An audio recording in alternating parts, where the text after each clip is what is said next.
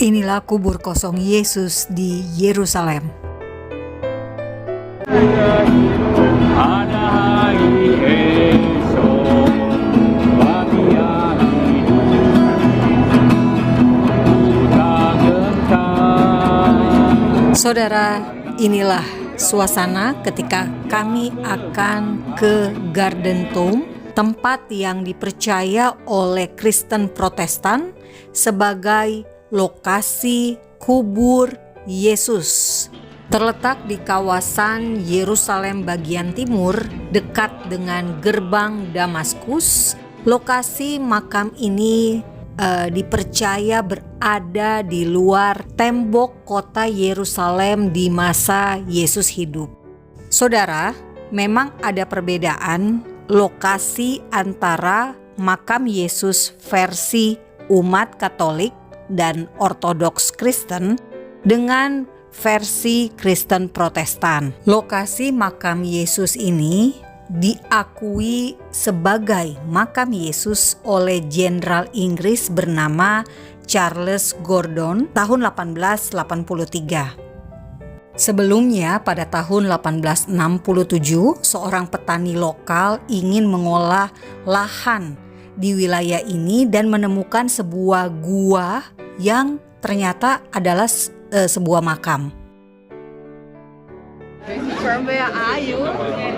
Indonesia. And Christians? Yes. How many are you? Now it's 50.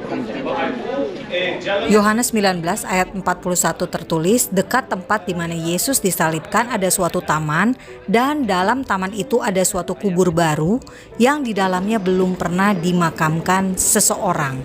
Jadi kubur Yesus berbentuk seperti gua dan berada di sebuah taman. Tak heran ketika Maria Magdalena datang dan menemukan kubur itu kosong, ia menyangka Yesus sebagai penunggu taman. Anda bisa membaca kisahnya di Yohanes 20 ayat 15. Di dalam Yohanes pasal 19 ayat 41. And there was a rich man in the Bible, his name was Joseph of Arimathea. Dan di sana disebutkan ada seorang namanya yang orang kaya, namanya Yusuf dari Arimatea. Yusuf. He went to Pilate, he asked for the body of Jesus, and he rested him in his own tomb. Dan dia membaringkan tubuh Tuhan Yesus, jasad Tuhan Yesus di dalam kuburannya dia. He was in a hurry because the Sabbath was about to start. As soon as Shabbat starts, they cannot touch it again. Today we are in a garden, but was it a garden 2,000 years ago? They discovered this wine press, Angor. Ini bentuk pemerasan anggur ketika ditemukan, dan ini kondisinya sekarang. Here we have a rock cut, a Jewish tomb. It has a channel, and there would have been a coin-shaped stone to roll in front of the entrance. It was discovered in 1867, and it has two chambers. This is where they prepare the body for burial. And this is the burial chamber on the right where they would bury the body. Dan di sini And after the body decomposes, they would put it into a box, a bone box, called an ossuary.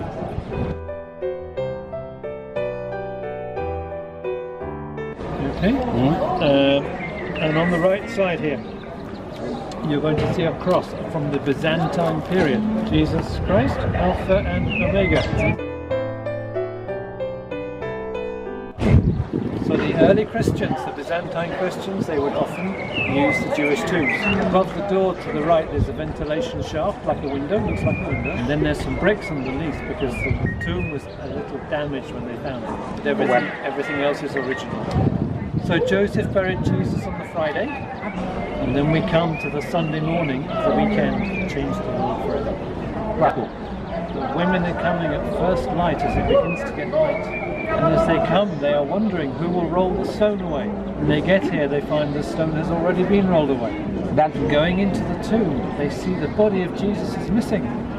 The grave clothes are folded, and there is an angel. I love what the angel said to them. He said, "Do not be afraid, seeking Jesus of Nazareth who was crucified." untuk mencari Yesus yang dari Nazaret yang disalibkan. He is not here. Dia tidak ada di sini. for he is risen. Tetapi dia bangkit. Amin. Haleluya. Amen. Puji Tuhan. Puji Tuhan. Amen. Amin. This is at the very center of Christianity. Ini puncaknya atau pusatnya di dalam kekristenan ini. Yesus bangkit. The Bible says all who call. Saudara, makam berbentuk gua batu kecil ini telah mengubah dunia sebab Yesus telah bangkit. Alkitab menulis di dalam 1 Korintus 15 ayat 20, tetapi yang benar ialah bahwa Kristus telah dibangkitkan dari antara orang mati sebagai yang sulung dari orang-orang yang telah meninggal. Kemudian di 1 Korintus 15 ayat 23 tertulis, tetapi tiap-tiap orang menurut urutannya, Kristus sebagai buah sulung, sesudah itu mereka yang menjadi miliknya pada waktu kedatangannya. Kubur Yesus yang kosong di Garden Tomb, Yerusalem, Israel ini dikunjungi oleh umat Kristen dari seluruh dunia. Rata-rata tiap tahun sebanyak 400.000 orang. Yesus dari antara orang mati akan menghidupkan juga tubuhmu yang fana itu oleh rohnya yang diam di dalam kamu. Jadi Bapak Ibu bersyukur Tuhan Yesus bangkit karena roh yang telah membangkitkan Yesus dari antara orang mati diam di dalam Bapak Ibu masing-masing. Kita ada Roh Kudus. Dan maka Ia yang telah membangkitkan Kristus Yesus dari antara orang mati juga akan membangkitkan kita pada waktunya nanti. Kita akan masuk dalam kekekalan. Kebangkitan Yesus tujuannya apa? Supaya memastikan kita juga bahwa kita pun akan bangkit pada akhir zaman. Kita bangkit untuk menerima, kita mendapatkan tubuh kemuliaan yang tadi sama dengan Yesus ketika di Mensa Christi bisa makan ikan. Nah, dalam tubuh kemuliaan itulah bentuk kita nanti, kita akan hidup bersama dalam kekekalan dengan tubuh kemuliaan. Jadi kita bukan akan mati, binasa, tetapi kita akan hidup selama-lamanya dalam kekekalan. Amin. Itulah tujuan kita punya iman di dalam Yesus Kristus. Karena Yesus Kristus bukan seperti nabi-nabi yang lain, yang adanya kubur yang masih disiarahi.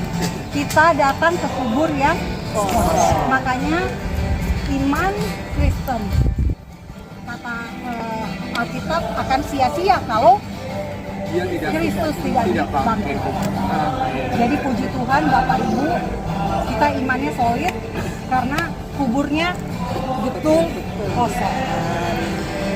Dan kalau kita lihat tadi bentuk batunya, batu yang besar, batu yang berat, tidak mungkin Tuhan Yesus sanggup mendorong batu sebesar itu dari dalam keadaan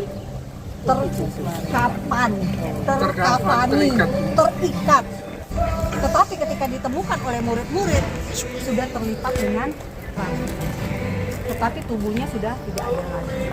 Jadi luar biasa sekali apa yang kita punya, iman Kristen itu. Jadi Bapak Ibu sudah pernah ada di sini. Amin. Kita rindu semua keluarga kita diselamatkan. Kita rindu anak-anak kita nggak akan kehilangan Tuhan. Kita rindu anak-anak kita, cucu-cucu kita nanti tetap punya iman percaya di dalam Amin. Tuhan Yesus. Mereka tidak menjadi orang-orang yang melepas iman demi hal duniawi, demi pasangan hidup, demi hal-hal yang hanya sementara. Dunia ini hanya sementara, tetapi kekekalan adalah selama-lamanya. Kita mungkin bisa jatuh, kita mungkin bisa gagal, tapi Tuhan kita setia. Amin. Tuhan kita baik.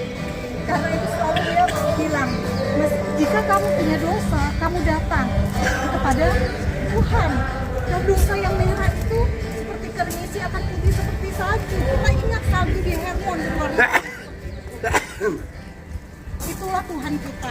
Dia bukan Tuhan yang jahat, tapi Tuhan yang begitu baik. Dan Dia telah mempunyai Bapak Ibu semua. Dia telah mempunyai saya. Saya itu bukan siapa-siapa, saya itu orang yang mungkin paling najis.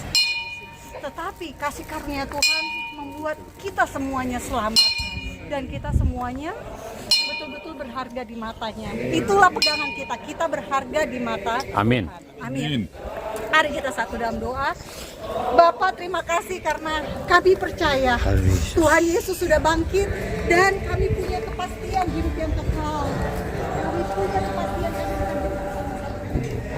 Terima kasih kepastian dan sukacita Tuhan Roh yang membangkitkan Kristus itu terus diam di dalam kami sampai selama-lamanya kami hidup.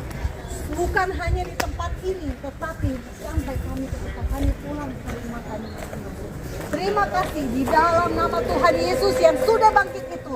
Kami dengan iman kami berkata, haleluya, puji Tuhan. Mari bersama-sama kita katakan amin. Saudara, Fakta Israel menutup video ini dengan ayat dari 1 Petrus 1 ayat 3 hingga 5.